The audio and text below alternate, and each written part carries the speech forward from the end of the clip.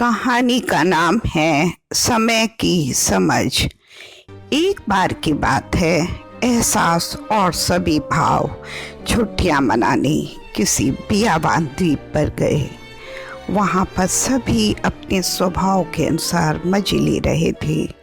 तभी वहां भयंकर तूफान आने की चेतावनी हुई और सभी को द्वीप छोड़कर जाने को कहा गया।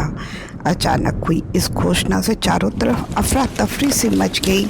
सभी अपनी अपनी नावों की ओर भागने लगे।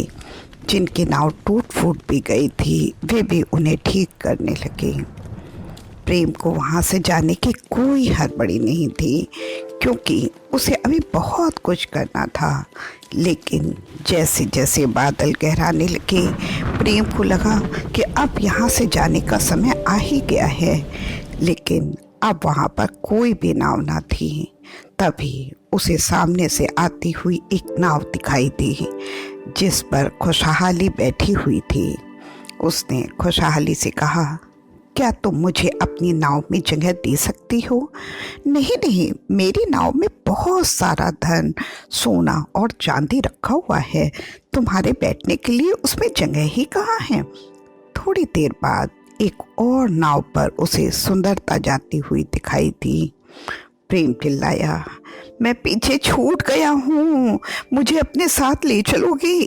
घमंड के साथ सुंदरता ने कहा, नहीं, मिट्टी और कीचड़ से सने तुम्हारे पैरों से मेरी नाव गंदी न हो जाएगी। कुछ देर बाद दुख वहां से गुजरा। मदद मांगे जाने पर उसने कहा, मैं बहुत दुखी हूँ और अकेले रहना चाहता हूँ।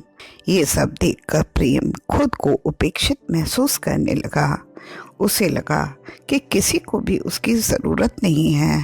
तभी उसे एक आवाज़ सुनाई थी, आओ प्रेम, मैं तुम्हें अपने साथ ले चलूँगा। प्रेम उस आवाज़ को पहचान ना पाया। कुछ ही क्षणों में तूफान आने वाला था, अतः देर ना करते हुए वो नाव में जा बैठा।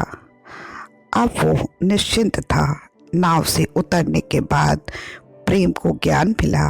विचारों में उलझे प्रेम ने पूछा, ज्ञान, क्या तुम बता सकते हो कि मेरी मदद किसने की? ज्ञान ने कहा, वो समय था। भला समय मेरी मदद क्यों करेगा, जबकि उस वक्त हर कोई मुझे वहां से छोड़कर चला गया था? मुस्कुराते हुए ज्ञान बोला, क्योंकि समय ही आपका महत्व जानता है। आगे ज्ञान बोला, अक्सर लोग खुशहाली और दुख के समय प्रेम को नजरअंदाज कर देते हैं, लेकिन यह भी सच है कि समय के साथ ही हमें प्रेम के महत्व समझ में आने लगते हैं।